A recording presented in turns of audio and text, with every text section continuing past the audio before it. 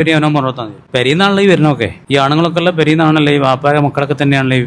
അപ്പോൾ ഓലെ ഞാൻ എന്താ അറിയോ, അതിപ്പോൾ ഒരു ഡ്രസ് കോഡല്ലേ ഇപ്പം എന്ന് ചോദിച്ചിട്ടുണ്ടോ ആര്, എൻ്റെ മോന് സാരി എടുത്ത ആളല്ല ചോദിക്കണുണ്ടോ, എടുക്കണവർക്ക് സപ്പോർട്ട് ചെയ്യാൻ പോതില്ല ഒരാളാണ്. അപ്പം ഞാൻ മനസ്സിലാക്കിയപ്പോൾ ശരിയാണ് പറഞ്ഞു. എന്താണ് ഇപ്പോൾ ഓണം ഷിർക്കുമായിട്ട് ബന്ധപ്പെട്ട ആഘോഷം എന്നുള്ളതിൽ ആർക്കെയും തർക്കമുണ്ടോ?